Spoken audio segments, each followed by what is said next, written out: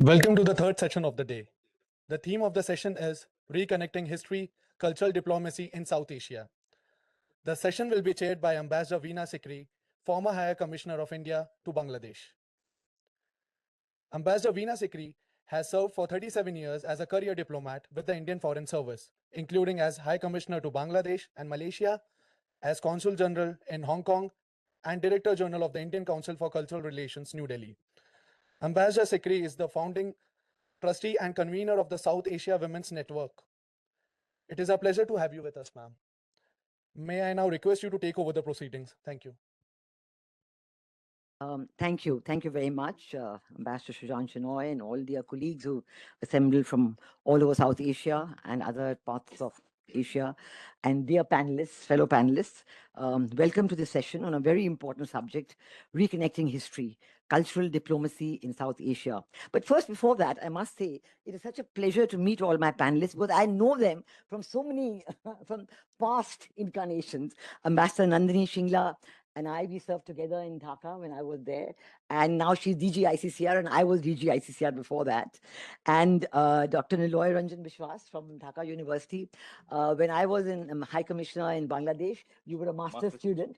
And he attended so many of my talks in Dhaka University. And that was wonderful to see you here presenting. And Dr. Gaurav Bhattarai. From Kathmandu, from Tribhuvan University. He was doing his master's in the UMIKS in the University of Kashmir in Srinagar. And this was a program started by the South Asia Foundation, Ambassador Madanjit Singh's foundation.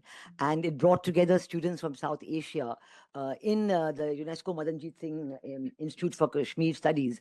And it was a great pleasure. I went there so often and we talked about so many issues there. So it's wonderful to see all of you back here. And of course, Dr. Ashok Behuria, I've known so often in the IDSA. So welcome to this important subject. I'd like to say that the title, Reconnecting History, it's a little disconcerting because it means that we've forgotten our history. So we need to reconnect because we have not really done enough about remembering our shared history. And before I go into the whole, 10,000-year-old civilizational context of the entire subcontinent, I must bring you to a very important example from Europe. Because very often in South Asia, you say, you talk about how can you remember history? I know one of the colleagues here has even written an article on that. Oh, there is this problem, that problem. And in fact, you're also going to talk about things like transit, right, in the context of connecting history. But I want to give you the example of France and Germany in Europe. They fought wars for almost 100 years, and there are parts of Alsace-Lorraine which have changed sovereignty, 3-4 times in the course of the pre-Second World War period. But today, immediately after the Second World War, France and Germany started what they called the History Project, where they decided to write down and create a shared history. And even countries like Poland have now joined that project. And they are quite determined that, and they have succeeded in preparing this history, which is shared by all the people of Europe, and France and Germany particularly to begin with. And this is incredible because when you see the history of Europe and the wars that have been fought there, the bitterness of those wars, but they have been able to overcome all of that. So I think in South Asia, this is the most important thing. If we remember our shared civilizational contacts, which actually go so far back that each of us can be proud of those historical aspects, then we have already a very important means of going ahead. And I think that in many ways, the history of South Asia, as prepared in many Western books and so-called studies, really does not reflect the truth of the antiquity of the history. All the Western documents you see about South Asia say, oh yes, the way Indus Valley civilization, 3000 BC and subsequently. And when we write about it, it's 9000 BC. And this is based on carbon dating, it's based on finds in Dholavira, in Rakhigari, and so many other places. Of course, Harappa and Mohenjo-daro will always be the first Indus Valley sites that were excavated. So it just shows how important it is for our history analysts to get together and look at these. And I think what better way than to look at it through the lens of cultural diplomacy in South Asia. So I request all our panelists to make their presentations. I'd like to begin with Ambassador Nandini Singla. And as DG ICCR, she's going to tell us about cultural diplomacy in India's foreign policy. Each of our panelists have 12 to 15 minutes for their presentation, and then we'll allow for some discussion. Thank you, ma'am. Hello. Am I audible? No, it's not on yet. Wait. Hello. Yeah, now, yes. Good afternoon, everybody. Namaste.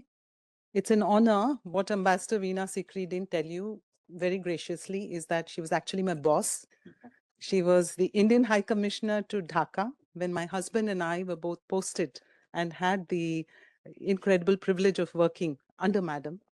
And we have one of our favorite, very distinguished seniors, Ambassador Sujan Chinoy. So thank you for the invitation. It's a great honor to be here among such a eminent audience, and an even greater pleasure to talk about a subject that's rather close to my heart. I see that the theme of this whole session is Sagar to Mahasagar. All of us know that Mahasagar is a new geopolitical concept, but anchored in a very ancient reality. The reality that India's extended neighborhood is a shared civilizational space, anchored in 2000 years of historical connectivity and cultural exchanges based on mutual respect, dialogue, and mutual benefit. So in a way, Mahasagar is simply taking us back to at least 2000 years ago, when the Indian Ocean was not just a bridge for pearls, spices, and textiles.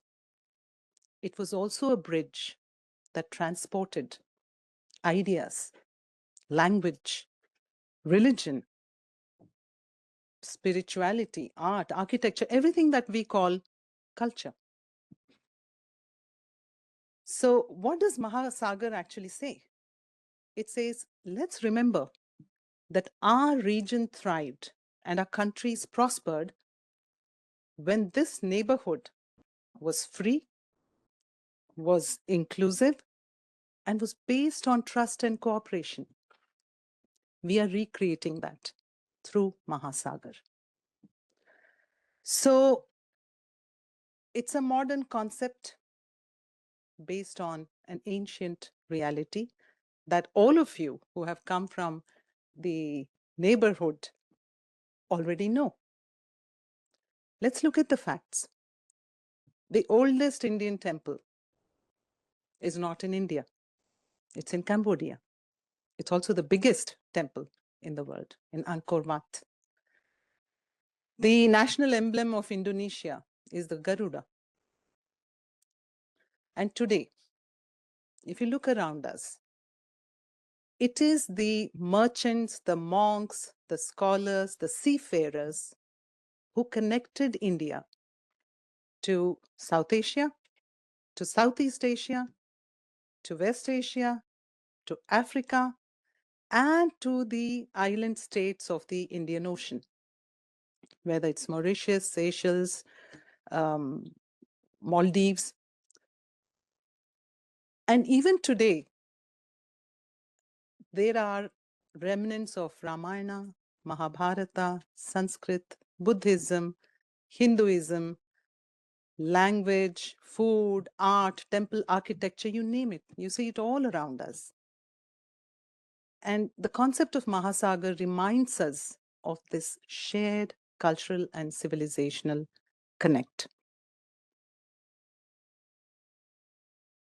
On the basis of this shared civilizational memory, what India is trying to do is to be an old, trusted civilizational partner that helps build a region that is, again, inclusive, that is open, that is cooperative, and that works for shared growth and prosperity.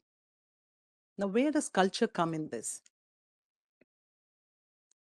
I like to say, ma'am, that India invented the term soft power when the soft power term didn't exist, and long before Joseph Nye coined it, because India has always influenced countries through ideas, through language, through spirituality, rather than military conquest. And today, this is becoming even more relevant. Why? As our External Affairs Minister told us when my organization, the Indian Council for Cultural Relations, celebrated its 75th year, he said, economic and political rebalancing have set the stage for cultural rebalancing. What does it mean? I think it has implications for all of us here who share this common root of civilization and culture. As the world becomes geopolitically multipolar, it also becomes culturally plural. And for India, this is of enormous importance. Why? Because I believe that India, in the sphere of culture, is a superpower. I say this very consciously because in modern times, when the Harvard professor Joseph Nye described soft power, he said there are three components to this: culture, values, and foreign policy. Number one, how rich is your culture? I think India is arguably the most culturally diverse country in the world. We have more than 3,000 unique arts and crafts. We have at least 1,300 spoken dialects. We make movies in more than 30 languages, and so on and so forth. Values, very important. You might be very rich culturally, but what do you represent? What does your country believe in? In this, I think, lies the nub of India's soft power and why it is relevant today. Because our civilizational values are not just enduring, they are what the world desperately needs today. You see the zero-sum games being played today in the world, and India's message of Vasudhaiva Kutumbakam begins to ring louder and louder. The belief in India that we are all just energy, something that quantum physicists have scientifically proved today. What does it mean? It goes beyond saying a brotherhood of humanity. It means the trees, the rocks, the unseen, the seen, everything is interconnected. It's an energy soup. You cannot thrive at the expense of not just another living thing, even a non-living being. So you have all the notions that this engenders. Environment as a trusteeship of humanity, because we are all energetically linked to each other. You kill the environment, you kill yourself, which is what we see today. Or the concept of women's empowerment or human rights. So from this one fundamental value comes all the values that the world cherishes today. The so-called Western values like democracy, pluralism, secularism, everything flows from Vasudhaiva Kutumbakam. The third thing Joseph Nye said is, great, you may have a rich culture, you may have fantastic values, but what are you doing about it? Does your foreign policy reflect it? And I'm quite proud to say that India is a country that has walked the talk. We have done in action what we have said we believe in. Let's again go back to Vasudhaiva Kutumbakam. Vaccine Maitri, I think all of you would have seen. I was the Indian High Commissioner to Mauritius when COVID struck, and I gave thousands of COVID vaccines free of cost on the same day that Indians got it in India, at a time when no other country was willing to share them. Or let's look at the fact that in just the last 5 years, India has been the first responder, whether it was in an earthquake situation, a cyclone situation, to more than 150 countries in just the last 5 years. Or the fact that we have more than 600 development projects in more than 75 countries. although we are not a rich country yet ourselves. So we have shown it in practice. Let's say democracy. I think many of you know the Uttaramerur inscription is the first inscription on democracy found in Tamil Nadu in the year 920 AD. But we are an unbroken civilization of more than 5,000 years. And this democratic impulse is so deeply embedded in our DNA that today we are the world's largest democracy in number, in spirit, in form. We have more voters than all 27 countries in the European Union, their population combined, and 10, 15 more. We publish newspapers in more than 100 languages. And anybody can take a guess the number of newspapers we have in India? Registered ones. I'm not talking about the ones that are just for the locality. Anybody wants to take a guess without looking at Google? 17,000. 17,000 newspapers that people pay money and buy. And 150,000 registered media publications. I mean, the point being that we are a vibrant democracy that has been democratic since millennia. Pluralism, again, a value that's very, very close to us because we are a pluralistic country ourselves. So when we got the African Union into the G20, it was not a show, a cliche. It was because we genuinely believe that all voices need to be heard. And so when we champion ourselves as the voice of the global South, we're harking back to our civilizational belief once again. Strategic autonomy, you see it in action. India has never joined a military alliance or a bloc. We've always done things the India way, which is our way. We have good relationships with almost everybody.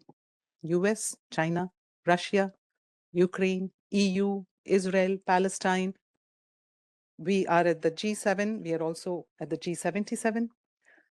So where does this bring in my organization, ICCR? Especially in relation to the countries that you represent. We foster this brand India that I'm talking about. It goes beyond music, dance, Bollywood, clothes, and culture. The narrative of what India really represents in the world. So on an average, every day we send about 2 Indian artists abroad to perform Indian music, Indian dance. We receive more than 1 foreign artist in India on an average every day. And you see in the last 2 years, we have sent artists to Nepal, 74 of them, 37 to Indonesia, 31 to Sri Lanka, and so on. We have also hosted 52 artists from Indonesia, 49 from Sri Lanka, 27 from Maldives. So we have a very robust exchange of dancers, musicians, painters, visual artists, and so on.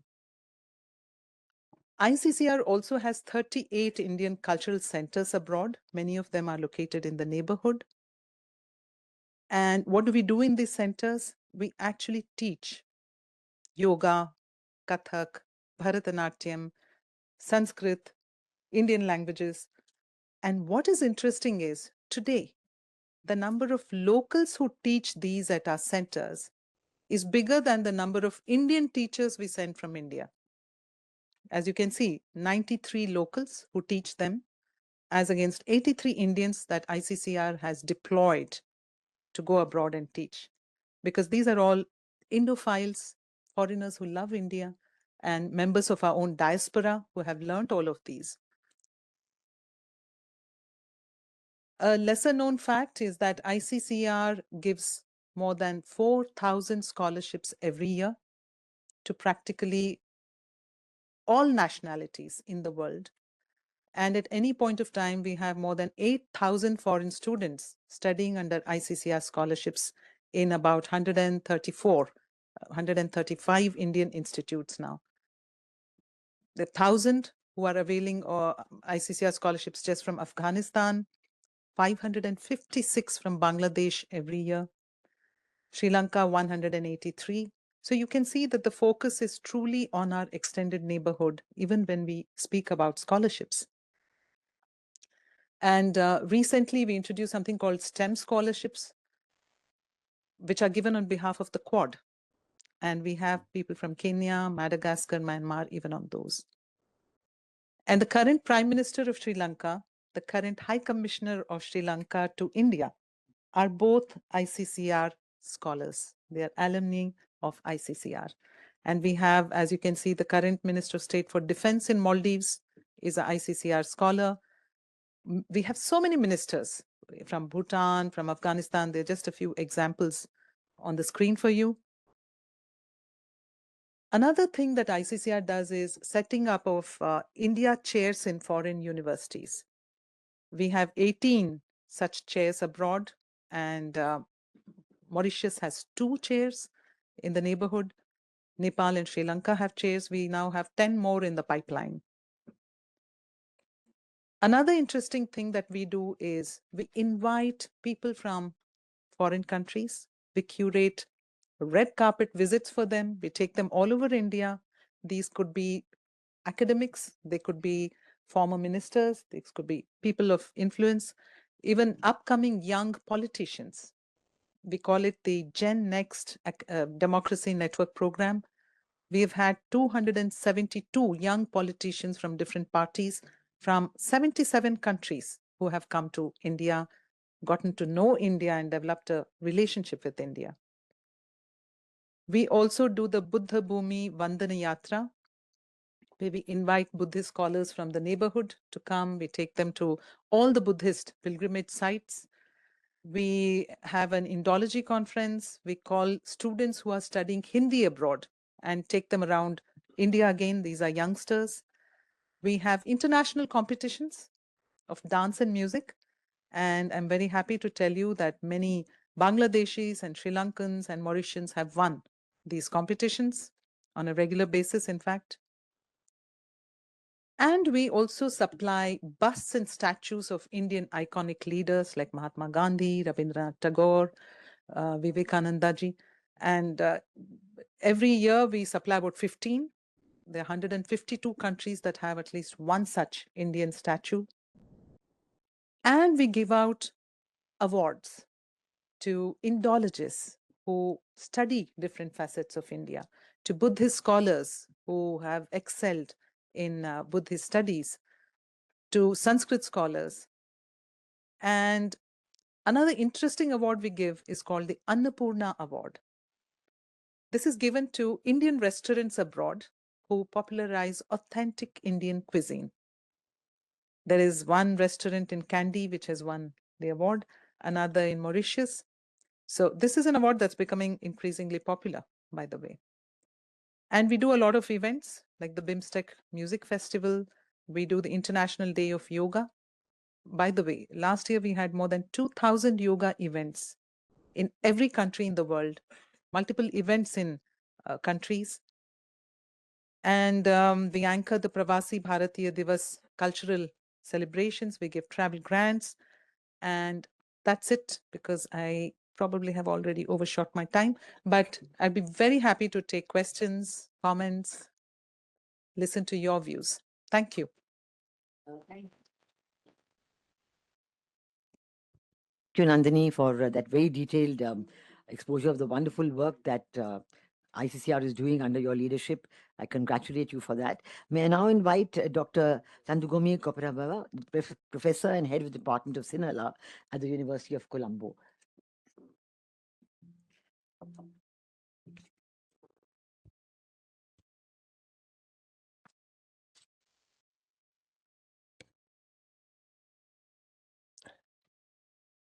Session Chair, Ambassador Veena Sikri, distinguished speakers of this panel, ladies and gentlemen. Let me first thank Ambassador Sujan and also to Dr. Smruti for inviting me here to the IDSA. And also it is a pleasure to deliver this talk after Director General of the ICCR, who very briefly explained the work of the ICCR, which is related to my previous work at the Colombo as the founder director of the Center for Contemporary Indian Studies. It was founded with the help of the Indian High Commission in Sri Lanka. So the theme of my topic today is Beyond Political Boundaries, Tagore's vision of India-Sri Lanka cultural dialogue. I would like to begin with Rabindranath Tagore's own words spoken in Sri Lanka in 1934.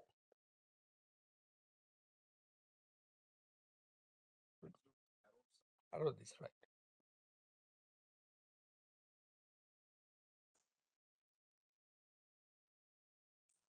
Yeah,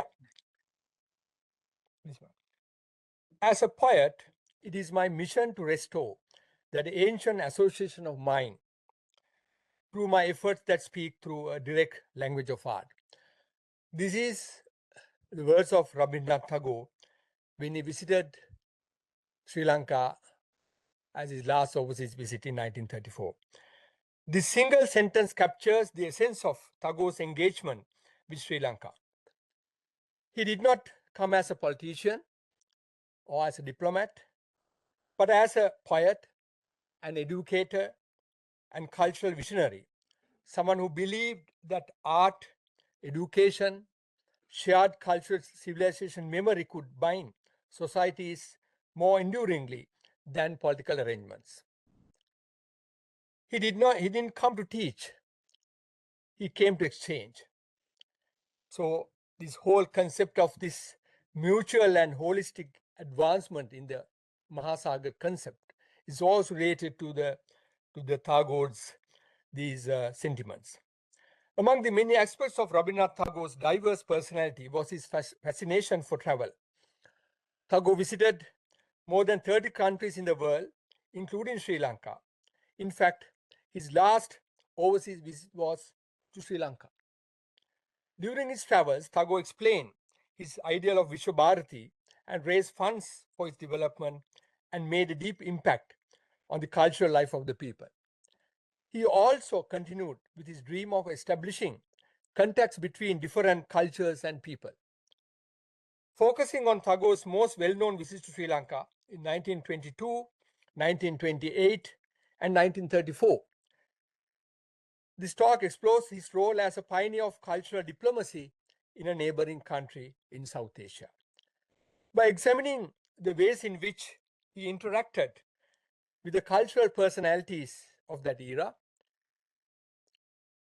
this paper revisits Tagore's legacy in Sri Lankan cultural and intellectual life and how he created new pathways for cultural understanding beyond colonial and political frameworks. Cultural relations between India and Sri Lanka extend back over 2 millennia. Yet, by the early 20th century, both societies were living under British colonial rule, and their shared cultural past was often overshadowed by colonial institutions, languages, and hierarchies. It was in this context that Rabindranath Tagore emerged as a powerful transnational cultural figure following the Nobel Prize for Literature in 1913. Tagore became not merely an Indian poet, but a global intellectual voice. In Sri Lanka, he came to be revered as a catalyst of what many scholars describe as a cultural renaissance.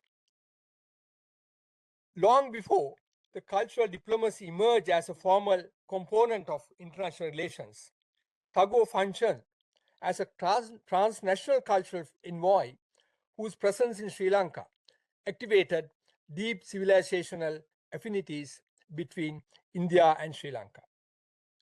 Tagore imagined a form of engagement based on humanism, education, and artistic exchange rather than political power. Tagore's relationship with Sri Lanka did not begin with his visits. He already established intellectual links with Sri Lankan Buddhist reformers and scholars such as Anagarika Dharmapala, the Buddhist revivalist, Ananda Kumaraswamy, it's a well-known name in both in India and Sri Lanka, art critic and art historian, and others associated with the Buddhist revival and the Swadeshi movement in India.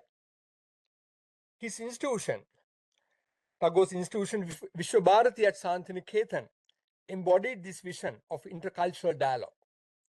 Buddhism and Pali studies were integral to its curriculum, and Sri Lankan monk scholars such as Venerable Ambalanguda Dharmadhara and so many played key academic roles there. Shantiniketan thus became an early hub of Indo-Sri Lankan intellectual exchange before the other foreign relations between India and Sri Lanka. Taken together, these interactions demonstrated that Tagore's late engagement with Sri Lanka was grounded in a well-established network of intellectual, artistic, and spiritual exchanges, underscoring the depth of early cultural diplomacy between Sri Lanka and India. Now I would like to focus on his first visit. Tagore's first visit to Sri Lanka in October 1922 must be understood against the backdrop of rising nationalist consciousness in both countries. Sri Lanka's English-educated elite were engaged in constitutional reform while also rethinking indigenous culture and education. Invited by Dr. Wilmot Arthur de Silva, who was an alumnus of Calcutta University, Tagore addressed students, educators, and general public across Colombo, Kandy, Galle, and Norelia. At the newly established Ceylon University College, he spoke on ancient Indian universities, emphasizing Guru Shishya tradition and criticizing purely colonial models of education. In one of the significant speech, Tagore remarked that although modern political boundaries separated India and Sri Lanka, their history, religion, language, and culture were inseparably linked, and that the time had come to restore the broken spiritual bond between the two countries. The Tagore's second visit in 1928 was unplanned, prompted by ill health during a European journey, yet its symbolic impact was considerable. By this time, he was already celebrated in Sri Lanka as Vishwakavi or Bharata Mahakavi. The Singla newspapers, I can show you some of these paper clippings from the archives of Colombo. The Singla newspapers published poems in his honor, reflecting the deep emotional resonance he had acquired among Sinhala intellectuals. Importantly, this period also saw Sri Lankan students and artists studying at Shantiniketan, strengthening people-to-people connections beyond formal visits. This phase illustrates how Tagore's influence operated organically through networks of friendship, education, and shared artistic practice rather than institutional diplomacy. The final visit, the last visit, the Tagore's last visit in 1934, and indeed his final overseas journey, was the most significant. Invited by Wilmot A. Pereira, a past student of Shantiniketan, Tagore arrived with a troupe of 23 Shantiniketan artists, including Nandalal Bose.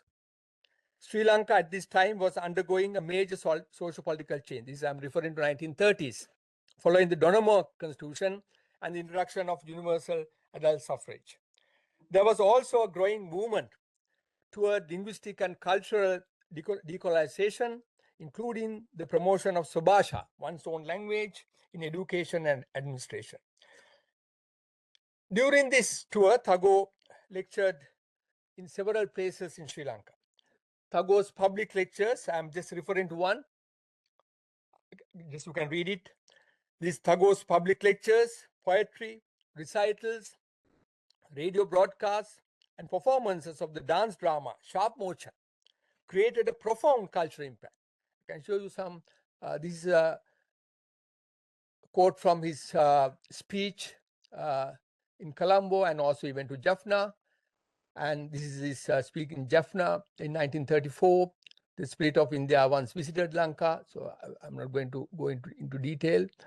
And these are the few paper clippings how the newspapers reported this sharp motion performance.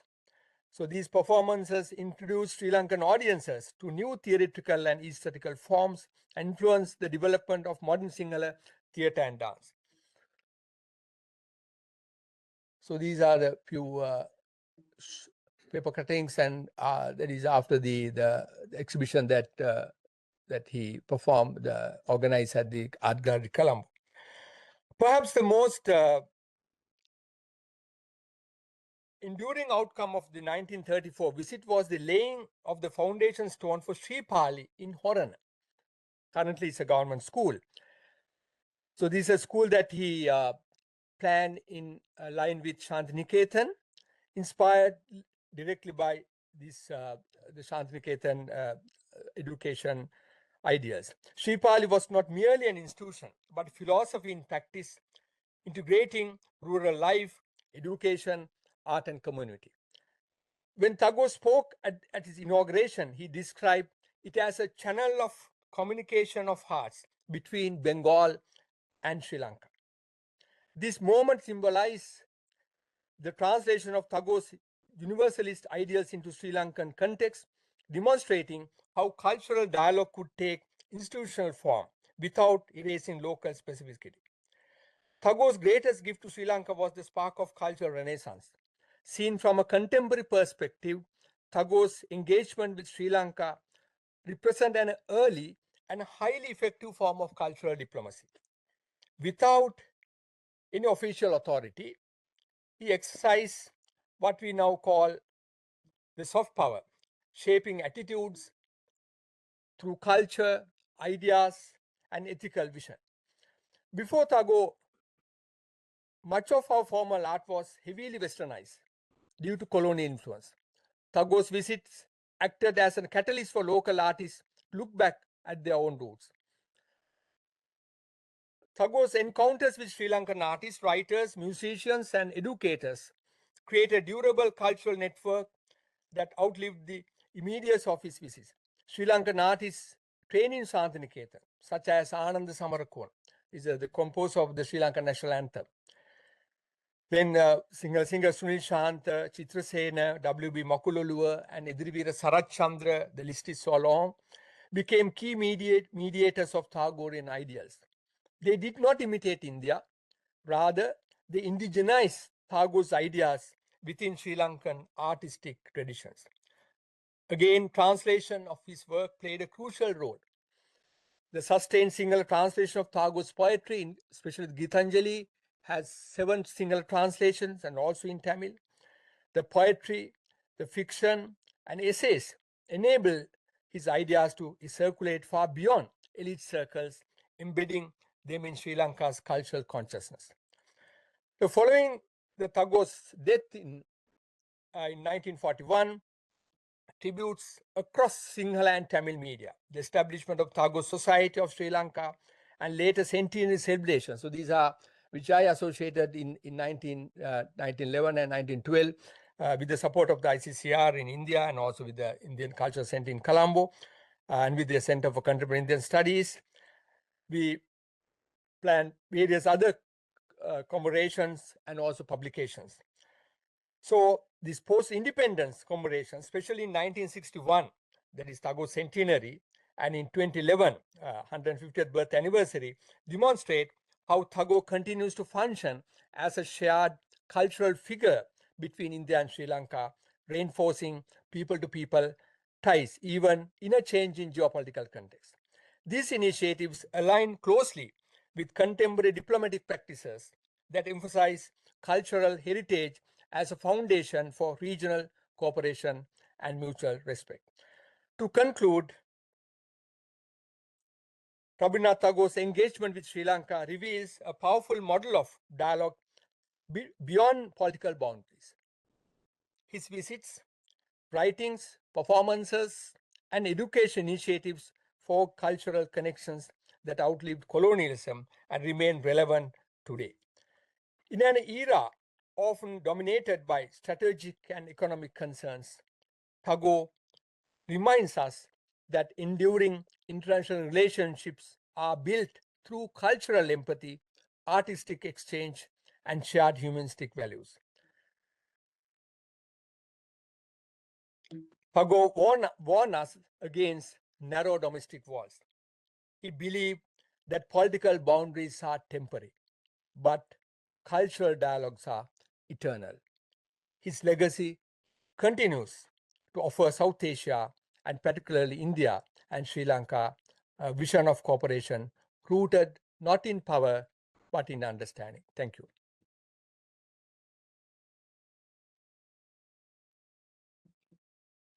Thank you very much for that really detailed exposition about Rabindranath Tagore. And Gurudev Rabindranath Tagore, he composed the national anthems of both India and Bangladesh, you know, Jan Gan Man and Amar Shonar Bangla. And even the national anthem of Sri Lanka has strong elements of Rabindra Sangeet because Anand Chamarkun was his student at Vishwabharati. So really a universal figure, universally loved person, and his words about the cultural dialogues are internal, but political boundaries are temporary. It's beautifully said, and he spoke about avoiding narrow domestic walls, so relevant even in today's. Thank you very much. May I now request Dr. Niloy Ranjan Biswas, Professor, Department of International Relations, Dhaka University, to speak.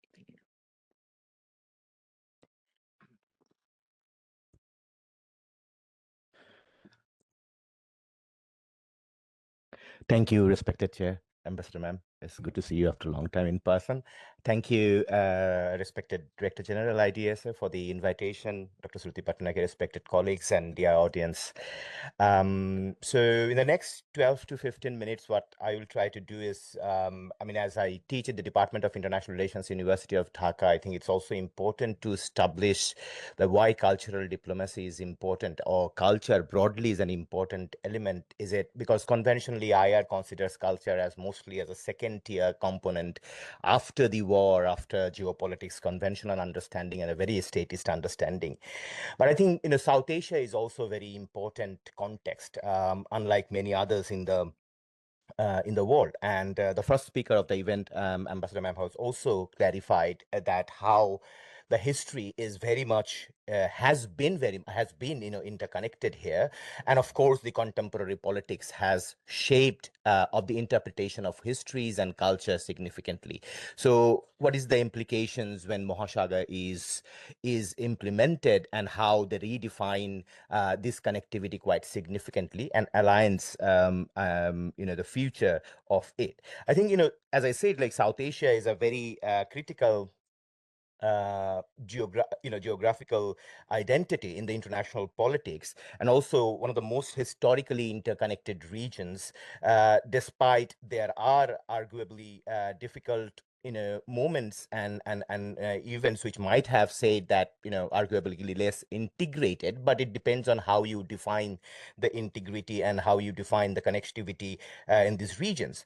For more than a millennium, the Bay of Bengal and Arabian Sea functioned as cultural highways linking the subcontinent with different parts of Asia. Modernly, we know as South Asia, Southeast Asia, and East Asia as well, and West Asia.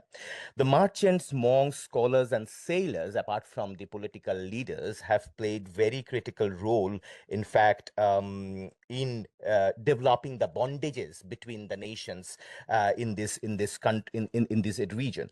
And despite this very significant historical backgrounds and deep reservoirs of connectivity, the post-colonial South Asia has been shaped largely through territorial nationalism, which is again a product of modernity. We cannot avoid that. Hardened borders and securitized imaginations that privilege rivalry over relationality. So the emergence of India's strategic transition from Sagar to Mahasagar has perhaps and invites a reconsideration of some of these junctures of the history and culture, and that is the expectations from India's neighborhood. And we have been discussing about the redefinition of neighborhood is not only about the territorial geography, but mostly about a different understanding of the connectivity. So the evolution of these connectivity idea reflects a growing recognition that maritime order cannot be sustained solely through naval instrument, statist understanding. It requires social legitimacy, cultural familiarity, and people-to-people trust, so that cultural diplomacy therefore becomes not only a decorative supplement to strategy, but a constitutive element of regional order. So what I'm trying to argue, and I'm sure that those who are a follower and in fact a strong promoter of cultural aspects in international relations or broadly diplomacy, the argument is that culture constitutes a form of strategic infrastructure. The Indian Ocean world was historically organized through networks of faith, language, labor, and knowledge rather than only through rigid territorial sovereignty. These networks generated what scholars describe as oceanic regionalism, a sense of belonging that shaped the mobility and exchange between the people of different kinds. Colonial rule fragmented this cosmopolis by imposing a very linear understanding of modern statehood, borders, and racialized hierarchies, while post-colonial state formation in many cases reproduced some of those divisions. Contemporary security frameworks have further narrowed the imagination of cooperation to questions of hard power, leaving little room for the everyday practices that historically bound the societies together. So that is actually the problem that we have been dealing with. So it's important to understand that what the idea of Mahasagar basically offers this Indian Ocean world. It offers an opportunity to correct this imbalance, the imbalance of very rigid geopolitics. It emphasizing on mutual and holistic advancement resonates with emerging scholarship that views the global south not merely as a site of vulnerability, but as a space of alternative modernities and solidarities. When operationalized properly, the expectation is that Mahasagar could integrate cultural corridors, maritime heritage diplomacy, and academic mobility into the core of the regional policy. Such an approach would complement rather than replace the security cooperation by generating the social foundations upon which a durable maritime order depends. So there's also an important part in the conceptualization of culture, diplomacy, and geopolitics. I think it's one of the areas where, if you look at the conventional understanding of geopolitics, as I said, like culture is definitely something which is often overlooked. Very interestingly, Joseph Nye's reference was there, and it's very important that often we refer the Western scholarship to explain what is hard power, soft power, and smart power. But I think the examples from this region, broadly South Asia, was also very much overlooked in the Western formulation of the idea of soft power. Because again, the culture, the way how we understood was very broad than when it is determined by the narrower indicators such as nationalism, borders, or even to some extent the modern interpretation of the religion. So if we consider that the establishment, the governance collectively utilize a proactive use of cultural diplomacy, which resonates with the contemporary framework of the idea of Mahasagar, which foregrounds the mutuality and holistic development across the regions. I think, the strategic language, as I'm considering, cultural diplomacy as an important strategic component, the language reflects a shift from a narrowly defined security cooperation to an expansive view that recognizes economic, environmental, and societal interdependencies. So cultural diplomacy, therefore, is an important function as an articulating principle rather than just as an ancillary instrument, a secondary one for the statecraft. It can enable a very bottom-up, historically anchored connectivity that complements a top-down institutional mechanism. So, there are significant part, for example, when we are talking about, how maybe, I mean, this is an expectation, and also from the official documents when we study that what MAHASAGAR intends to, combine the neighborhood and redefines the South Asian regionalism, it occupies a dual role as a cultural core and a strategic bridge between the countries. The subcontinent hosts the dense archive of the Indian Ocean heritage, the Buddhist monasteries, the Sufi shrines, the colonial ports, the diasporic communities that connect the eastward to ASEAN and westward to Africa.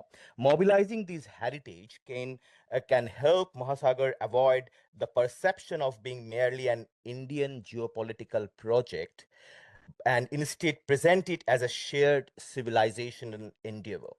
Cultural diplomacy can operationalize these bridge in several ways. Heritage corridors like Nananda, Anuradhapura, Bagan to Borobudur in Indonesia, and also the Bengal, Arakan, and Aceh corridor can serve as tangible symbols of continuity. Port city networks among Colombo, Chattogram, Kochi, Zanzibar can recover memories of cosmopolitan trade, and academic mobility and joint museums can translate histories into contemporary relationship.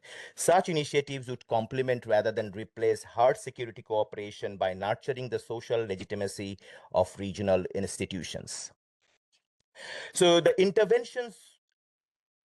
cultural interventions should move beyond the familiar vocabulary of soft power, where Joseph Naue conceptualized soft power as the ability to shape preferences through attraction. The argument advanced here treats culture not as persuasive imagery, and that's how we basically, I'm arguing to suggest that the soft power that we are talking about, where it makes a connectivity between the strategic imaginary and soft power or culture or cultural diplomacy as a significant strategic component. So can culture in South Asia, broadly defined, be a trust infrastructure? Trust remains a controversial, sometimes arguably a difficult commodity in South Asian politics. Decades of border disputes, securitized media, episodic violence have produced what scholars call a deficit of everyday diplomacy within the region. Cultural diplomacy addresses this gap by creating low politics spaces where interaction is possible even if track one challenge stalls. Exchanges among universities, port cities, artists, cultural activists, and faith communities generate what Immanuel Adler terms communities of practices in South Asia, networks that normalizes cooperation through routine engagement. Historical connectivity offers a particularly powerful repertoire for such trust-building cases. So when Bangladeshi and Sri Lankan scholars agreed to jointly curate Buddhist maritime routes, and when Indian and Indonesian museums exhibit shared Chola heritages, they activate memories that predate modern antagonisms. These initiatives do not erase political disputes, but they reframe identities from zero-sum to more relational and win-win situations for the countries, which have broader impact for the region itself. Evidence from ASEAN shows that cultural community projects in the 90s preceded deeper economic integration by cultivating a sense of we-ness, which I think we can also follow broadly in the Asian contexts. Now, in South Asia, you will find broadly, I mean, there are examples which, for example, we were talking about, faith-based corridors among the Buddhist monasteries. There are also the Sufi shrine, connectivities between Bengal, Arakan, and Aceh maritime heritage projects. There are port city networks, maritime museums, and also academic collaborations, which would enhance such kind of collaborations further, and track 1.5 dialogue that has been taking place on different issues, which also strongly bonded the cultural and the soft power sides in the region. But at the same time, I think in the context of Bangladesh, I think which I think is Bangladesh is an important deltaic connector and oceanic hinge, because it is uniquely positioned to serve not merely as a participant but as a connective hinge in the evolving Mahasagar framework. Situated at the deltaic confluence of the Himalayas and the Bay of Bengal, Bangladesh embodies the ecological and civilizational continuum that links mountain, river, ocean system across South and Southeast Asia. Historically, Bengal was never a terminal frontier, but a maritime threshold connecting Arakan, Aceh, Malaya, and the other littoral states and the wider Indian Ocean. Revitalizing this layered inheritance enables Bangladesh to frame Mahasagar not as an external strategic infrastructure or architecture, but as a recovery and a development partner and cultural partner in its own ocean-facing historical identity of the region. So Bangladesh operationally, particularly the Chittagong port, can play as a role of Bay of Bengal memory port, because it has a history along with the partner and the neighboring countries through an expanded Chittagong Maritime Museum and Research Complex, serving as a regional archives of Laskars, Sufi networks, Buddhist maritime routes, and deltaic trade maritime corridor foregrounding shared scholarly and devotional traditions. We need to also, I mean, apart from Rabindranath Tagore, we also, Bengal is also, Bangladesh is also a land of Lalon, the understanding of humanity and the Baul tradition and folk. And I think, this is important. And there was one folk festival, I think, which was organized back in 2021, or the one before is probably before the COVID time. But I think I miss the folk tradition, because this is something which is also something which can connect the histories, the folk histories, the diversities and the inclusivities of the region itself. So I think Bangladesh can also play a role in organizing this kind of event to improve the cultural relations, particularly the folk relations, and the very enriching history of the region. So I want to conclude by saying that the success of this grand policy, Mahasagar, will depend on whether South Asia can move from competitive nationalism to a more cooperative regionalism, and how the neighborhood can co-own this idea rather than just thinking this is India's idea is imposing on others. So it's important for the rest of us is to also co-own this idea, and the ownership is very important to help and develop the process of implementations, so that without erasing the idea of the modern state and sovereignty, which we understand cannot be erased, but we need to be more cooperative than based on the competitive nationalism. So cultural diplomacy offers a very pragmatic middle path, neither naive romanticism nor hard power determinism. By reconnecting history with strategy, Mahasagar can nurture a global South partnership rooted in dignity, mobility, and shared future. Thank you so much.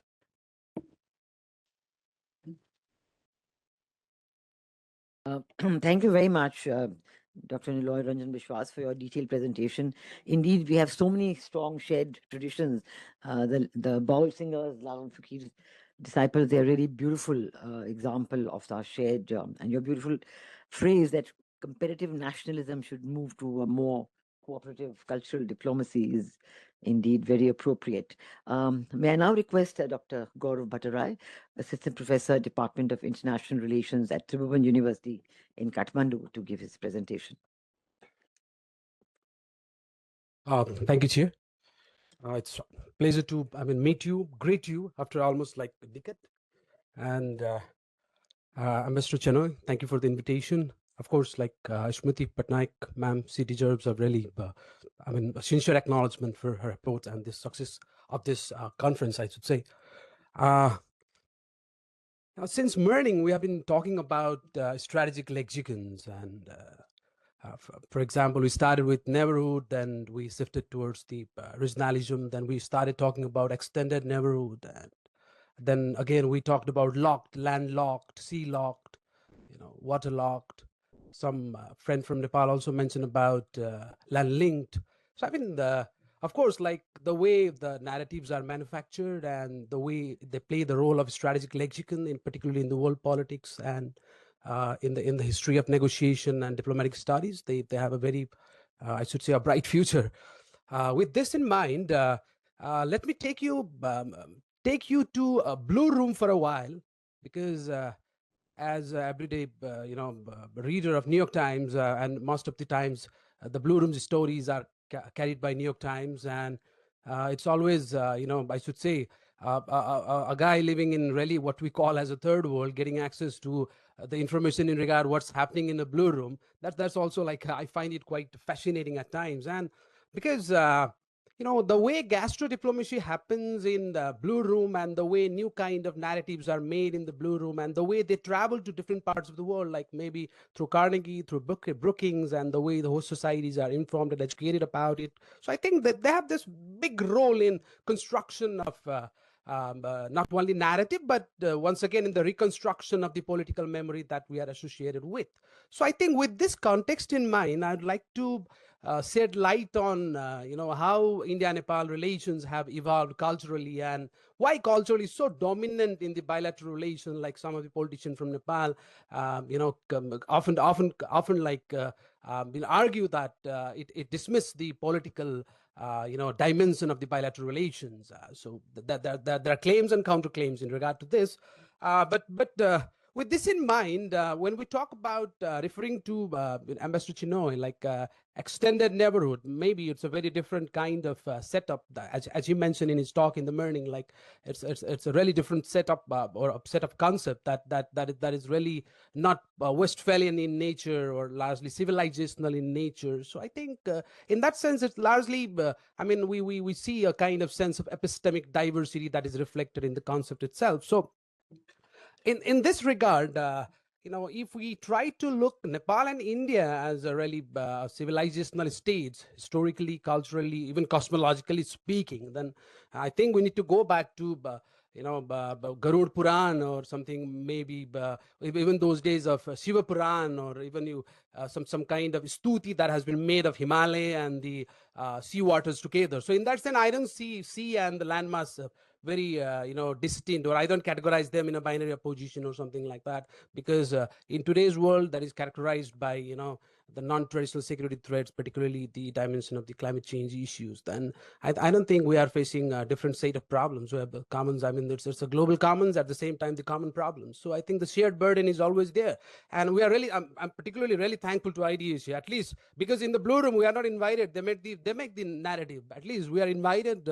We are making the narrative. So I think it's a collective, imagination about the cultural, or let's say this shared cultural geography. So I have, with this in mind, I mean, maybe you may be wondering, like, what is Nepal's perception of the Indian Ocean, or Sagar, or Mahasagar? So particularly use this term. Then I think we need to go back, maybe as I mentioned earlier, maybe in a cosmological manner. And I find those cosmological rituals still, being practiced, particularly in the Hindu communities of the hilly region of Nepal, I should say, in the hilly region of Nepal. Particularly, let me present to you one episode from the book that came out, published by Palgrave. In that book, I refer to an episode where I struggled to meet a senior Maoist leader, and after a few weeks, I get an appointment, and I was invited to his home. I rang the bell, and a big German Shepherd that is locked inside and tied to, and a big like SUV Ford vehicle with he was a communist leader. So then I was taken upstairs, and I was asked to wait for a while. Then suddenly I was called upstairs. I went upstairs. The Maoist leader was performing Shraddha. It's a right. I mean, of course, like everybody, communist, Marxist, liberal, everybody has the right to pray for their dead ancestors. I'm not making any. I don't have any objection to that. But what I'm just trying to refer to is that the act that he was doing was very sound very paradoxical after a while, when the priest told me what exactly he was doing, because I wrote the same thing in my book later on. So after the ritual was done, I was not really paying attention to what he was doing actually. He was pouring some water, holy water, to just dropping few holy water. And later on, when the priest was collecting all those items, and I was having some puri achar, I asked him what actually what he did, and what look, he was giving a tarpan. I mean, he was offering holy water to what we call a Jambu Deep, which cosmologically speaking is one of the 7 continents. And there he also mentioned the term, and then I suddenly recalled, he was mentioning the term something like Aryavarta, Bharat Barsa. So he was offering a tarpan to Jambu Deepa and Bharat Barsa. But after 3-4 weeks, a different kind of political drama unfolded in the Nepali parliament, and there was a vehement criticism against the Indo-Pacific and all MCC projects and all. And then I realized oh, so he did that. It was a cultural part that he did, but politically he was a different guy. So how we look at this thing? The cultural and the political choices are different. So going back to the same statement like previous I cited, most of the politicians, particularly Kathmandu based, they have this regard. When we talk about the cultural relations between India and Nepal, most of them often refer to cultural relations as a dismissing factor for the Westphalian political relations that the two countries have established. But we shouldn't forget, I think, practically speaking, we shouldn't forget that the cultural relations between India and Nepal has that potency to overpower the Westphalian dimension. Maybe unlike Nepal-China relations, because people-to-people relations that is existing between Nepal-China, it's manufactured by the states. But unlike that, in Nepal-India, it's very just reverse, I should say. So, but that was the cosmological aspect of the relationship. Let me go back once again now, to the cultural part. Cultural part is very interesting, actually. For a long time, crossing sea was considered as a sinful act. Not only in Nepal. Not only in Nepal. Marco Polo has written this in his travelogue. Seafaring and wine drinking group, they were not trusted. So this is the line that he wrote in his travelogue. I mean, the translated version. So I think, and that was heavily practiced among the rulers in Kathmandu. Particularly by the Rana rulers who ruled Nepal from 1846 to 1950. And before that, the Saha kings who ruled Nepal from 1769 to 1846, they had this idea of Mughlan. They never want to associate themselves with crossing the sea, because they always saw the North India as Mughlan, and they claimed the territory just towards the north of the Mughlan as the Asli Hindustan. So Prithvinarayan Sai himself claimed this. I mean, he was the founder of the modern Nepal, unified all the princely states. And what he claimed is that it's the real Asli. This is the Asli Hindustan.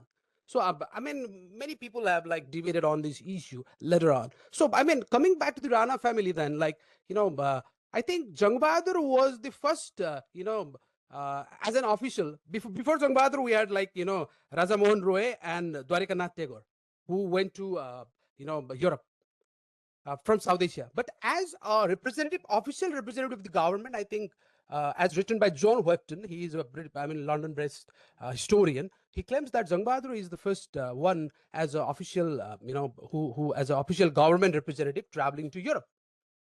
So crossing sea was prohibited for a long time. So I see the act of Brahmin priest, the way the Maoist leader offering the, the holy water was trapped by the priest. Now here, when the Jang Bahadur, went to sea, when he came back, he had to, purify himself. He underwent through the project of purification. So that is one of the historical dimensions that is associated with seeing, Sagar, or let's say Mahasagar, from the Nepali perspective. And, but there was this also act of British appeasement to get your things done, to get your, materials down to Kathmandu. So particularly, 3 colonial officers, since we talked about the colonial history in the previous, talk, because in Nepal, we see like how the appeasement from the side of the Rana ruler towards the colonial officers helped them get acquainted with those objects and those materials to build their palaces. And but things changed after 1950 when there was this political change, and suddenly sea was considered as the source of the economic development. And then we signed a treaty with India back in 1950, that is the Treaty of Trade and Commerce. But what happened is that after a decade, we replaced it with another treaty, that is Trade and Transit Treaty.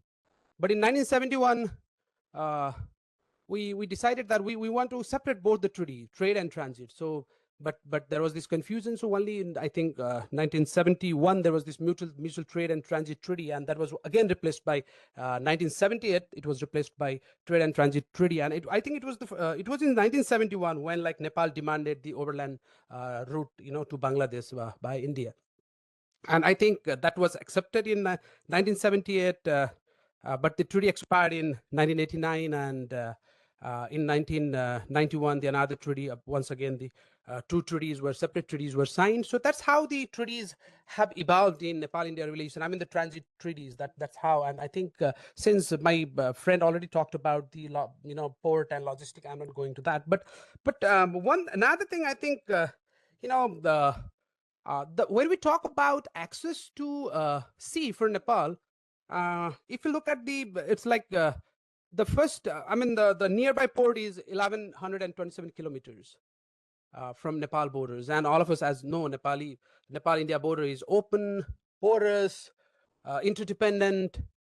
But when I was scanning some of the files before, in different archival centers, before 1950, it was very close border. It may sound very unbelievable here, but if you go and check the archives and the letter of exchanges, it was largely, controlled in a sense that all the records were well kept. I'm not trying to control in a sense like, like using the armed police force or something like to control the borders, but not in the way like what we see at the moment. Because so even in this narrative also, there is a big problem, I should say, to what extent exactly Nepal-India border is open. When we say it's really open, but whenever I travel to border, I find it very close at times. Some of the borders are very close for women. There is a border called Krishnanagar border. Even largely urban educated women face a sense of harassment. Time and again, they need to fill up the form, because there are some human rights centers or like some centers that have been trying to prevent this human trafficking. So they have been interrogating them, and sometimes they feel that. And we also see like at times those communities, particularly those from the Tibetan communities, whenever they try to travel and cross the borders, just being part of this certain community, they have been facing problems. So I think how to what extent it is open, that's the bigger question, I should say. Because and I think it's not just Nepal-India experience, but it's still, to promote our cultural relations, or to understand, because to understand the relations between the Himal Sagar and Mahasagar, which we can maybe propose at a Him Sagar or something like that. That to complete that journey, I think the cultural component plays a very vital role, because cultural, component takes you directly to a kind of household where people-to-people relations are largely, indoors. So I think that matters. So in that case, in the previous session also, I think somebody mentioned about BIS, Bureau of Indian Standards. Yeah, that has created a new kind of tensions, like particularly for those groups who have been engaging in the small entrepreneurship and trying to sell their goods in Indian market. And but another narrative that is largely romanticized and used as rhetoric, despite of the why I'm using this term rhetoric, is that the roti-beti relations have largely dropped down. It's not the same as in the past. Two of my friends did the research for almost like 2-3 years, 2.5 years, not 3 years. And what they found is that it has decreased because of 2 reasons. There may be many other reasons, but particularly in that area. Okay, because I think there are so multiple in Nepal, India. We cannot categorize Nepal, India borders, under one category, saying like it is interdependent porous. I mean, each districts had hundreds of tales. Each district. So I mean, the one border point is not comparable to the other, I should say. So I mean, in this context, what when we talk about roti beti relations, at some places there is something like what we usually use in a local lexicon, daru tablet relations. Daru tablet means, I mean, the people go for a drink. I mean, the other, like youngster who go for drugs. So this is also being practiced in the border. So I don't know how to, of course, like that there has like we see the large number of rehabilitation center being operated near to the borderlands, but still they have not been able to deal with this issue. So and in the same context of the borderlands, I mean, we still have this, one interesting part I find in the border is the shifting loyalties. In the morning you are you so easily, like the issue of citizenship and the issue of nationalism is what negotiated. That, I should say, is the beauty of the borderland, that I don't look it from the perspective of like what he mentioned about the comparative nationalism or muscular kind of nationalism. How much time maybe? Okay, thank you. I'll try to. So So yeah, because the cultural part, when it comes to promoting the Nepal-India relations, or particularly in the context of Sagar to Mahasagar, I think neoliberal space, particularly after 1990, the opening of the port, and what we see is the those infrastructure logistic to promote this trade between the two countries, the way they advanced, and but along with that, we also see a kind of geopolitical space immersed in with this naval exercises, drills, like at times, because and there remains a confusion in the maybe the role that media plays in between, but there remains a kind of confusion, sometimes what you see is that military drill is not well communicated by media to the citizens, and at times it creates sometimes that's what exactly happened in 2018. But I think to promote once again the cultural dimension, is there have been numerous works that I think I need to refer to, but because Rahul Sanskritan did immense, his travelogues are full of the Nepal India cultural relations, and also like we see I think Victor Turner's work, when he talk about the role of pilgrimage in transforming a community, is very important to understand Nepal India cultural relations, because the way a kind of spiritual community is transformed during the journey from one place to the other, when they take the holy deep in somewhere in Ganga Sagar, or somewhere in Rameswaram, because it's part of Indian Ocean, and it's a shared cultural geography in that sense, but because I'd love to refer to here the way Clifford Cleese talks about like how the culture play a very important role in bringing about a kind of transformation within you and the community that surrounds you. So I think it's quite apt here.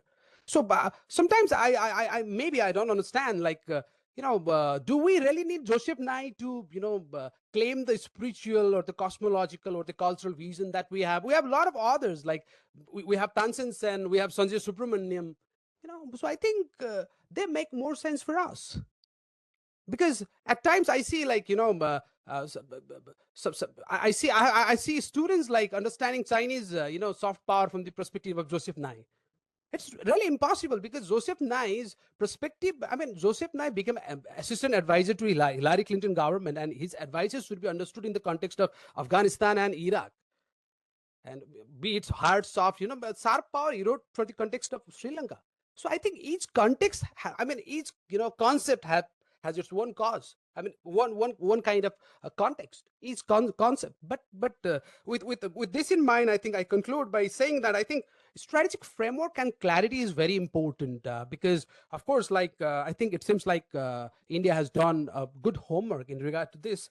But confusion in Nepal still already remains over Indo-Pacific strategy. So I think it's really important to resume those dialogues and to promote the cultural ties between the two countries. Thank you.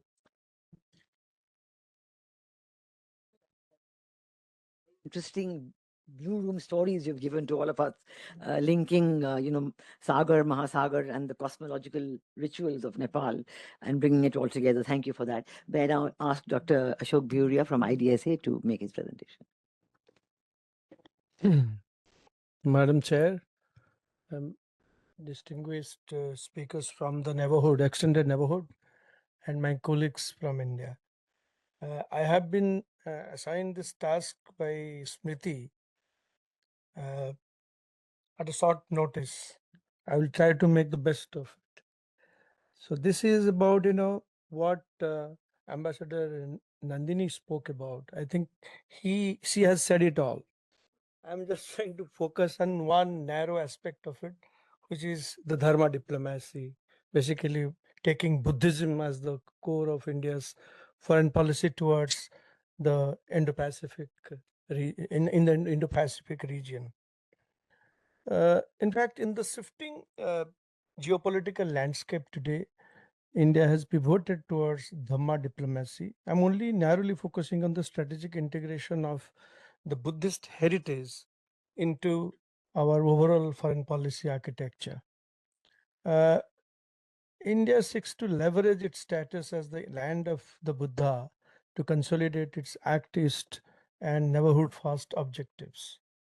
While traditionally viewed through the lens of cultural soft power, Buddhist diplomacy serves as a robust soft power tool in the Indo-Pacific theater.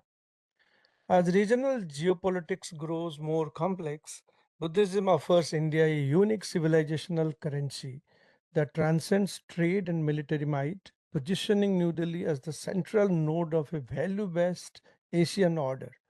It is too early to evaluate the efficacy of faith-based engagement in fostering regional stability.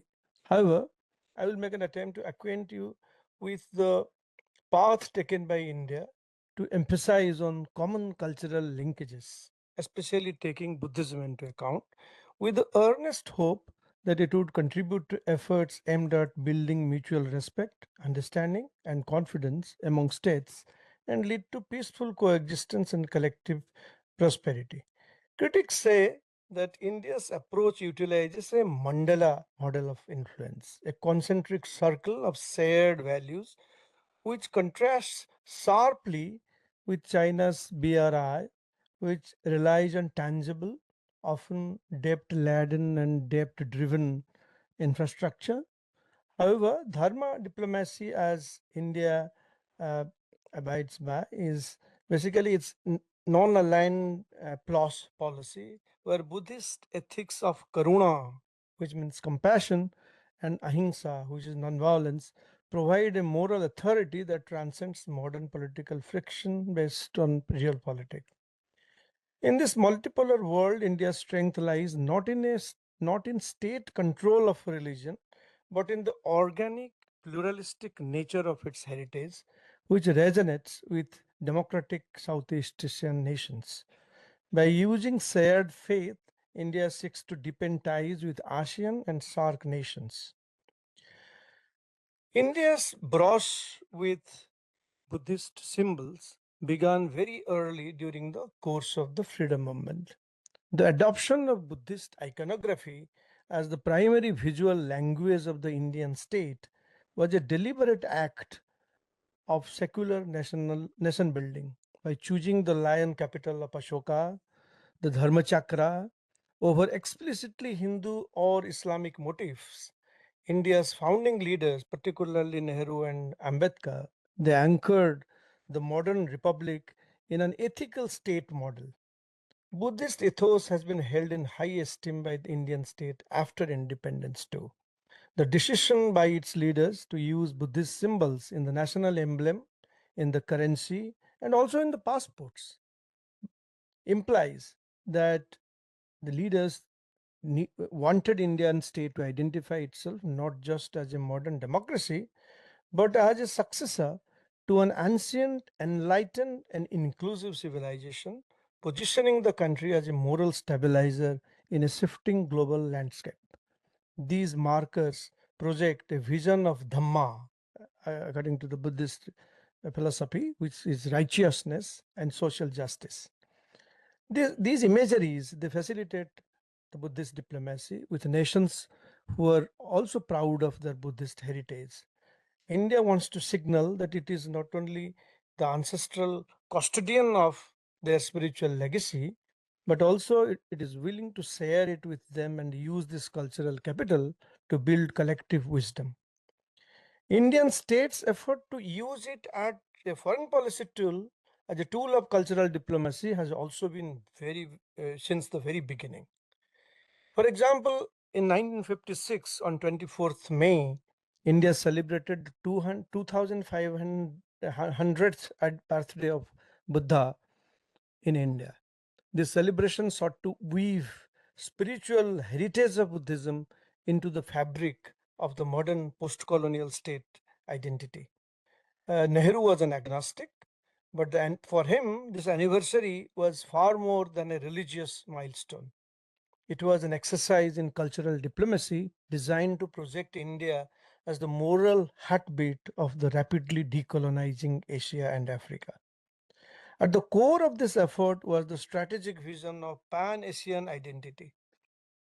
By positioning India as the Janmabhoomi of Buddha, Nehru sought to create a shared cultural vocabulary with neighboring nations like Burma, Ceylon, Cambodia, Thailand, Japan, etc. This was vividly illustrated by the guest list which was there at that point of time. Young Dalai Lama and Panchen Lama were there, but there were also people who of Asian leadership present in that conference.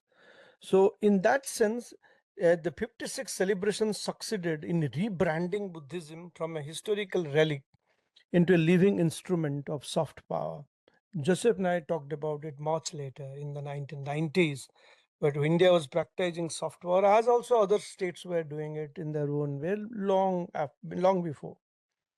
By reclaiming this heritage, the Indian state provided the young republic with a secular yet deeply rooted moral authority, ensuring that India's voice carried weight not just through political might, but through an ancient, enlightened civilizational legacy. In the following decades, however, the cultural content of this Indian diplomacy, Dhamma diplomacy, was more a ritualistic and itemized feature rather than a proactive tool. India's relationship with its Buddhist past was largely confined to academic and archaeological disciplines. Over the last decade or so, thanks to our Act East framework, the shift has occurred, and a second definitive push has been given to leverage Buddhism in India's foreign policy. India has moved from being a passive custodian to an active cultural entrepreneur. This shift suggests that India is prepared to take a leadership role in the modern world based on its ancient traditions and values. Buddhism provides a non-threatening, ethical vocabulary to engage with Asian and East Asian nations and acts as a cultural glue for its Indo-Pacific strategy. Of course, India is not alone in using Buddhism as a cultural tool. As you all know, China uses Buddhism to project a peaceful rise through its BRI. They talk about Buddhism with Chinese characteristics. Pakistan has its Gandhara circuit as well. Bhutan, Sri Lanka, Thailand, Myanmar, Vietnam, Japan, they also use Buddhist symbolism and principles in their domestic foreign policy. So how does India situate it in its own foreign policy matrix? India emphasizes on the democratic and pluralistic roots of Indian Buddhism and does not believe in any state-controlled version. There is a view amongst the critics that China and India are engaged in an active spiritual Cold War here on the issue of Buddhism, use of Buddhism as a tool. People say India markets itself as the Janmabhoomi, whereas China markets itself as the Karmabhoomi. It is also being said that in 25-26, China has increased its hosting of Theravada Buddhist events to compete with India's traditional influence in South Asia.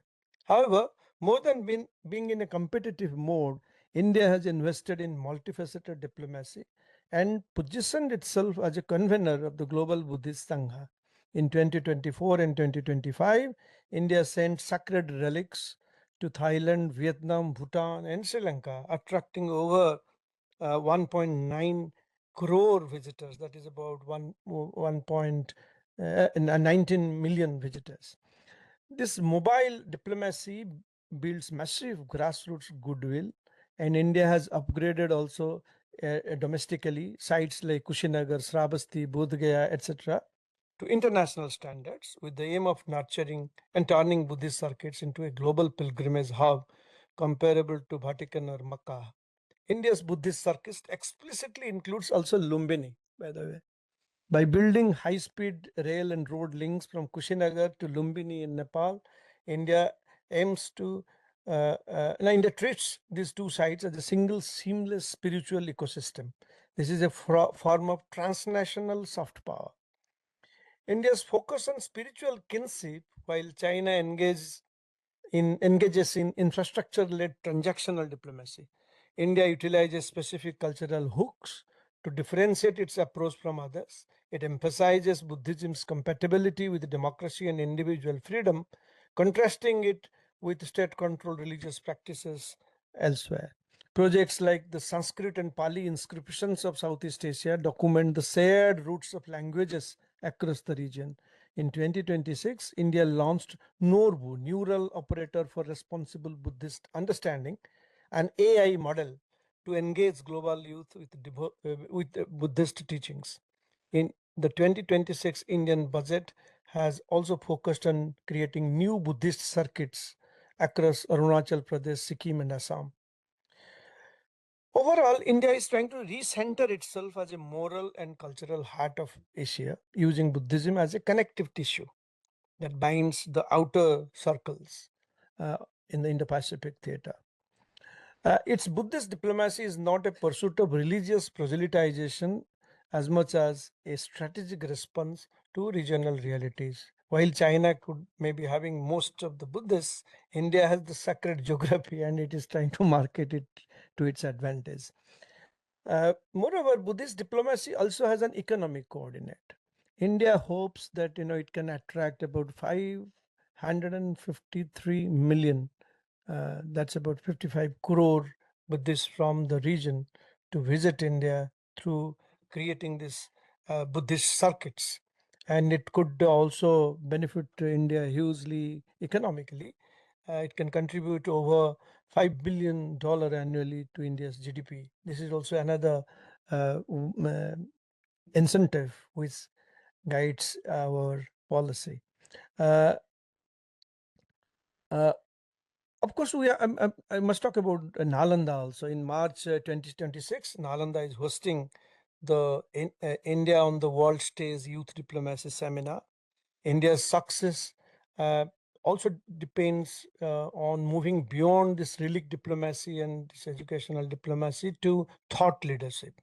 This involves reviving Nalanda University not just as a monument, but as a center for modern ethics, climate change discourse, and conflict resolution based on Buddhist principles. By supporting reconstruction of Buddhist sites damaged by earthquakes in Nepal and Myanmar, India demonstrates solidarity through heritage preservation.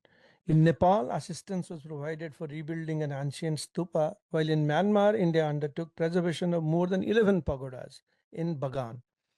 These efforts highlight how cultural heritage becomes a tool of international cooperation, reinforcing bonds of trust and shared identity. Within India, cultural diplomacy is equally evident in the preservation of modernization of Buddhist sites, as I told you.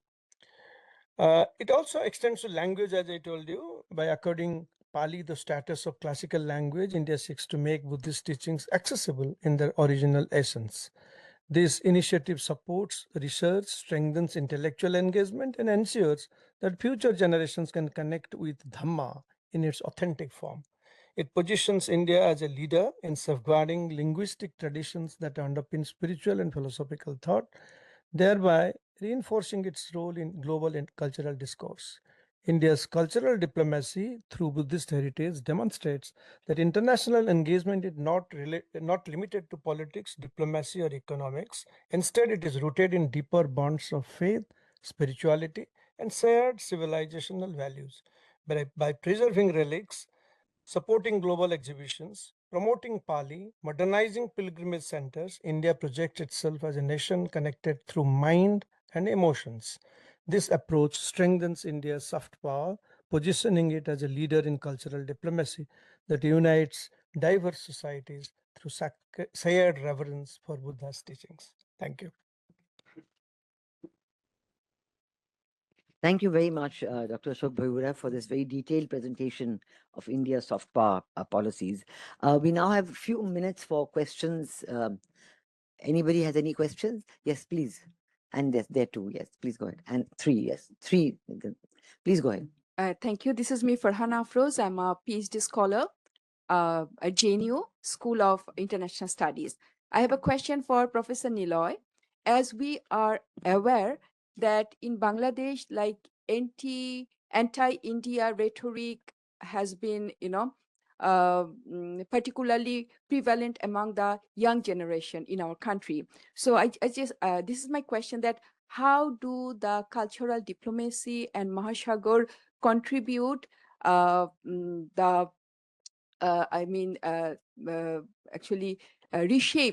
reshaping the narratives that actually less anti-India perceptions in Bangladesh, I mean the young generation. And this question is also for Professor Gaurav, because in Nepal also the anti-India perception rhetoric is very common in Indian young generation. So yeah, thank you. Okay, and one more there and then here, yes. And then yours. Yes, go ahead. I'm Gulwin Sultana from IDSA. My question is to Dr. Coperahewa. Sir, you mentioned in your presentation that Sri Lankan intellectuals indigenized Tagore's ideas. So could you please elaborate on this? Which are the areas we can see that influence? Thank you. And then yes, your question, yes. Hello, I have already introduced myself. I am S.C. Saxena, former Chief Commissioner Income Tax and a member of this institute.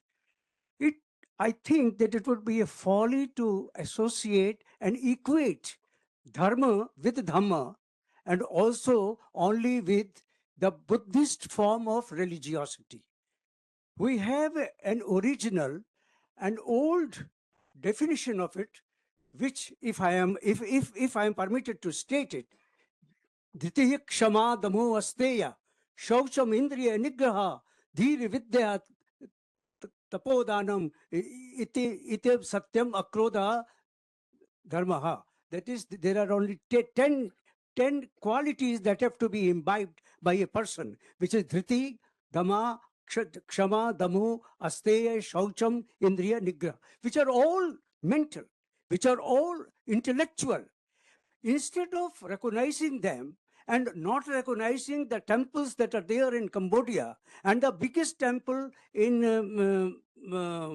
that is on the border of Vietnam and Cambodia, and also Borobudur in Indonesia, and all the other things which are there in Thailand also prior to that, I think it would be a folly not to recognize that also, and it had a vaster implication, because then you are also de-recognizing the relationship with Nepal. That you cannot do. So therefore, we must have a holistic view in the matter of dharma.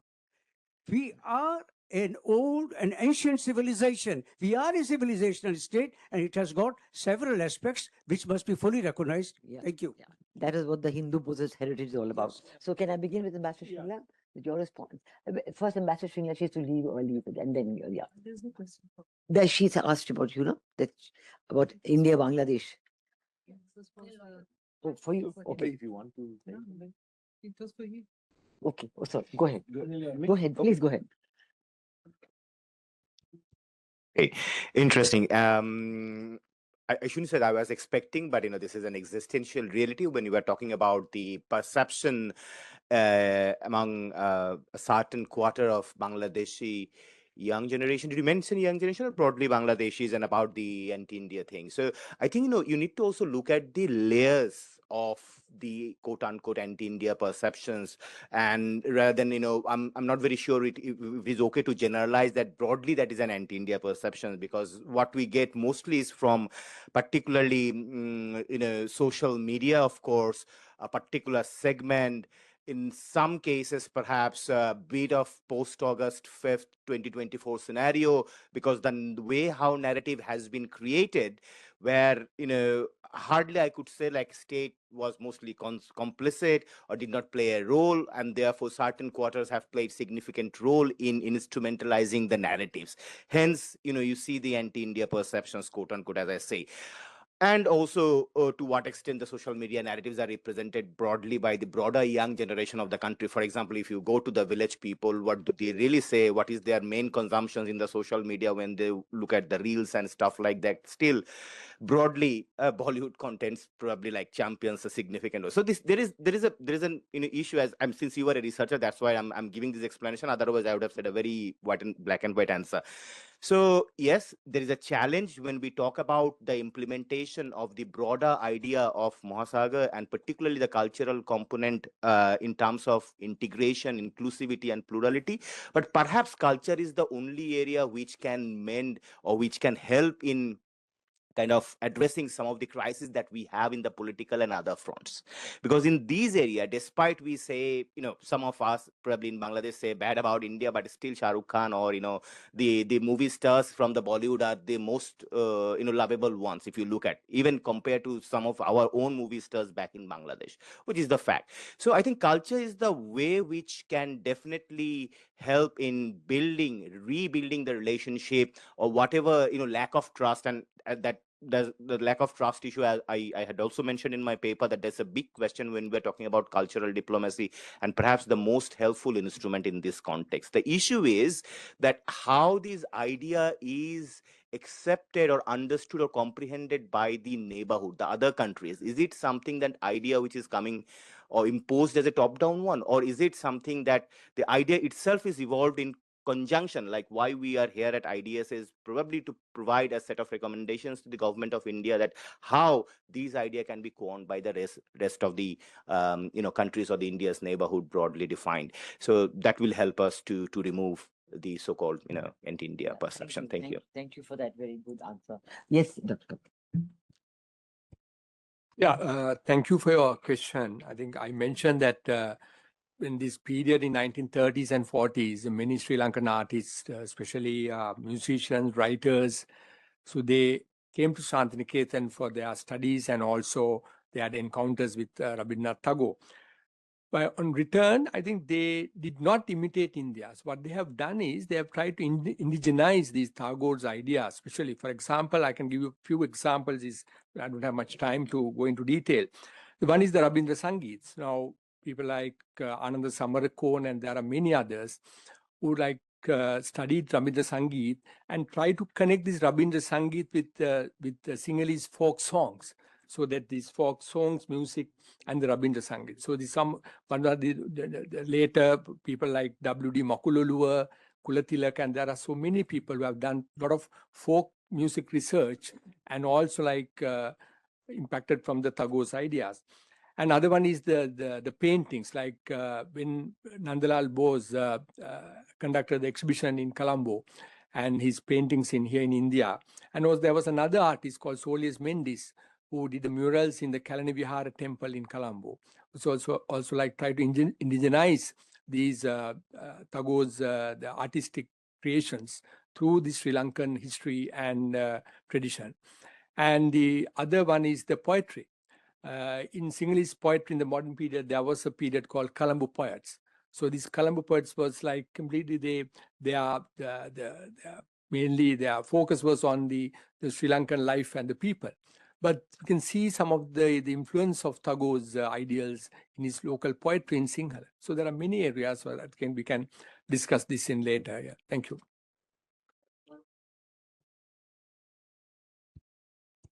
I think in regard to the anti-Indian sentiments in Nepal, I think it's more episodic, driven by certain episodes. It's not like it doesn't have a long chronological history to analyze. But if you really want to read about the history of anti-Indian sentiments in Nepal, there is a long essay by cultural historian Prayagraj Sharma.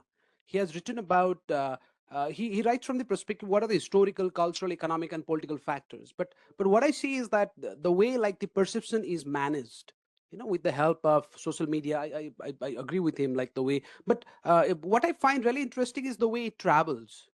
How such semantics, such lexicons, such how they find place in media reports.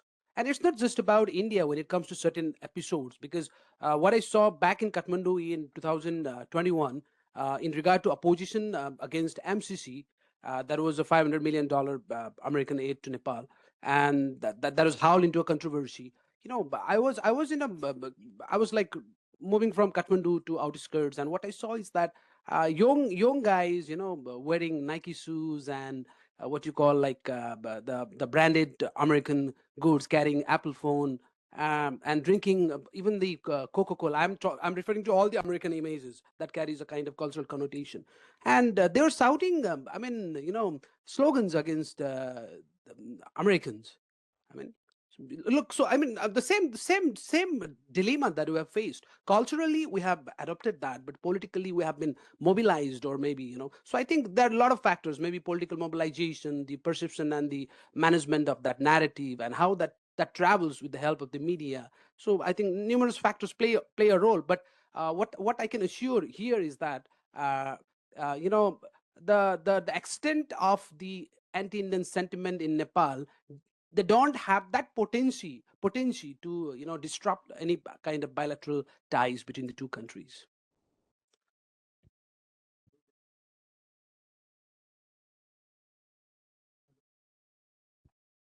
Hello. No, he has left. No, my point was, the distinction between dharma and dhamma, I know. Dhamma is sectarian. Dharma is non-sectarian and more expansive. So that is why I had used that word, not dhamma. Because dhamma, India doesn't want to proselytize. That is why I said it's not a proselytizing approach. It's an approach where the common essential values are being used without getting into the religion and religious details. We are not getting into the texts. We are not getting into the Buddhist practices. We are only trying to say that well, if there is a connect amongst these states which is given by the Buddhist religion, then we will try to promote that feeling of oneness amongst the people of different countries, rather than focusing on the proselytization aspect of it. So that is why I was avoiding dhamma and I was using dharma in my paper. Thank you. Thank you.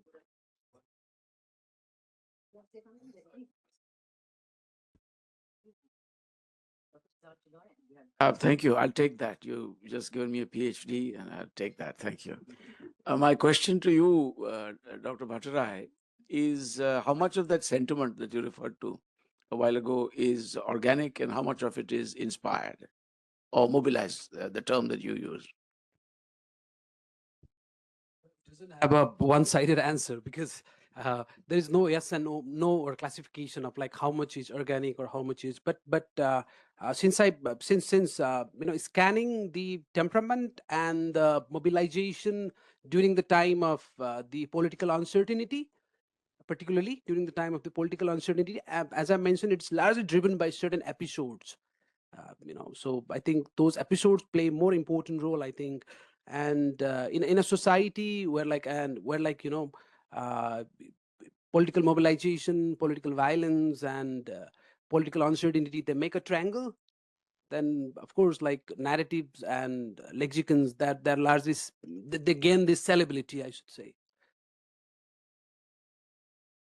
Okay, thank you. We can, yes, okay, last question. Oh my gosh, lots more. Okay, 1, 2, and 3. Okay. Shuffle. Yes. I'm Yubak Dangal from Nepal. So the question goes to Dr. Ashok. I want to ask the birthplace of Buddha, because Lumbini. So in your paper, if you mention the points, it will be good. Okay, thank you.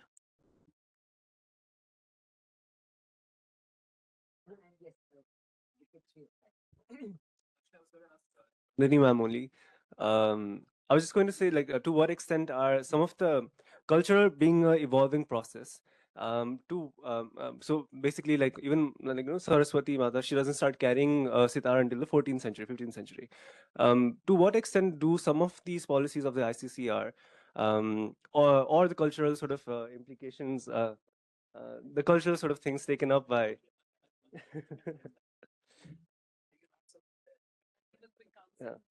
yeah. Uh, no, I was just yeah. Um, no, I was just saying culture being an evolving process. I was just curious to inquire, like, to what extent do we think that some of the initiatives being taken by the ICCR are solidifying or like cementing culture as this one thing? That yoga is supposed to look like this. It is an Indian thing, and it's held on World Yoga Day at the Indian Embassy in Nepal, or everywhere. Or that like Vasudev Kutumbakam is a Sanskrit word, Sanskrit India. No. And so, don't these things sort of solidify what an evolving tradition or what an evolving culture should look like? Even pilgrimage, where are we focusing the culture? There should be pilgrimages sort of done. Maybe the modern pilgrimage is going on a trek to Annapurna. And you know, like 20 years from now, pilgrimages are going to look like treks or hikes to so on and so forth. So don't we risk like solidifying some cultures in by these initiatives? Like Bharatanatyam should look like this, yoga should look like this, and Thanks for that question. It's a very good question, and one that we actually try to work on every day at ICCR. Because one part is cultural appropriation. Yes, yoga is from India. Yes, Lord Buddha was born in India. Yes, Bharatanatyam is from South India. It is, and we want the world to know it. Vasudhaiva Kutumbakam is an Indian concept which is anchored in the Indian civilization.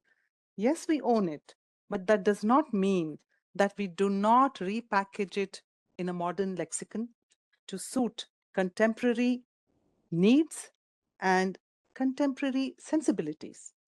Let's take the example of yoga.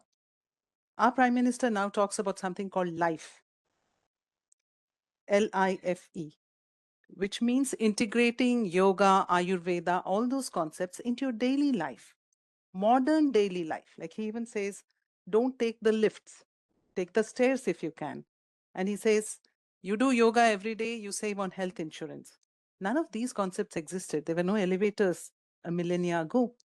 But each of these concepts that are anchored in our culture and our civilization are enduring, they're timeless, and they're universal.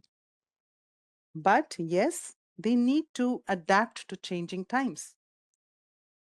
A millennial lexicon. Many of our cultural endeavors are now targeted at Gen Z, Gen X. We are on social media. Everything ICCR does is on social media now. We do flash mobs. You would say this is not part of Indian culture, but why not? We have Kathak flash mobs now. So a good part of what we do at ICCR is adapting, repackaging our millennia-old heritage in a 21st century language. For example, you might be very surprised to know that ICCR is probably the only entity in the Ministry of External Affairs that is 100% digitized. Our artist base of 2,000 artists is fully digitized. Our scholarships, we give scholarships to 8,000 students. It's 100% digitized. The tuition fees to the university goes digitally. The stipends are given digitally. We even do online courses in culture. So yes, we have to keep pace with changing times. And trekking Annapurna, why not? Even our pilgrimage heritage sites are now being reworked as spiritual tourism. And you now have bhajan disco. I am sure many of you have heard. And our Prime Minister is promoting it in his Man Ki Baat. You know, these are bhajans, but they are in electronic music. They're groovy, they're fun, they're hip. Youngsters are loving it.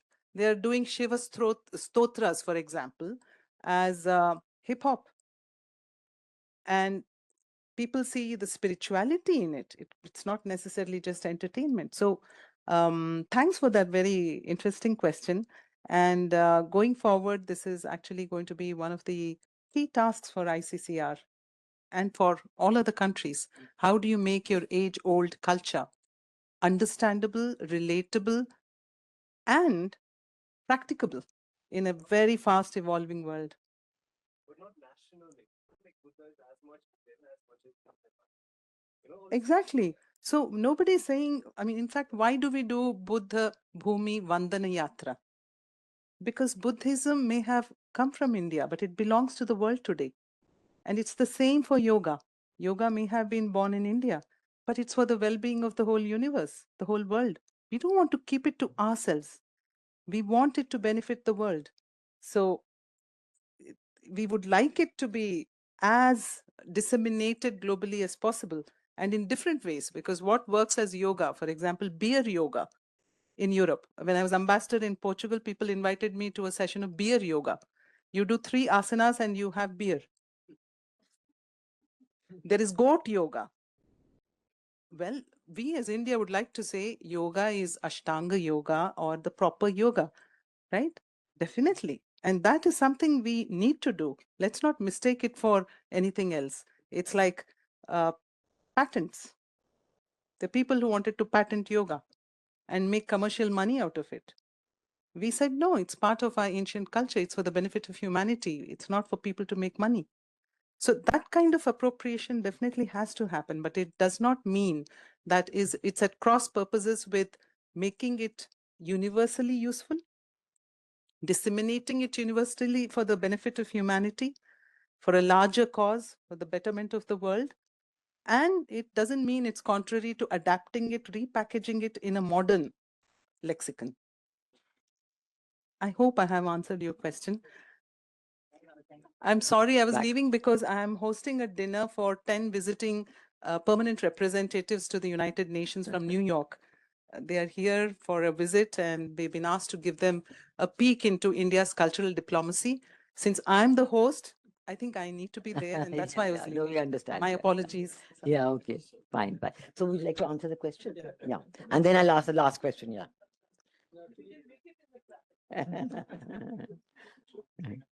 Okay. Yeah. Thank you, Nandini. Thank you. Bye-bye. Thank you. Bye. Okay, Dr. Bahira. Yeah. Mr. Dangle, I am not going to appropriate Buddha that way. I told you that, Lumbini is the birthplace of Buddha. So by today's parlance, he is a Nepali, not an Indian. I say that. But what I was trying to point out is India is also engaging in transnational soft power by connecting Kushinagar, where Buddha passed away. He took Mahaparinirvana with his place of birth, Lumbini. So we are connecting it by road and by rail, and we're trying to get it also inducted into the Buddhist circuit that we have in mind.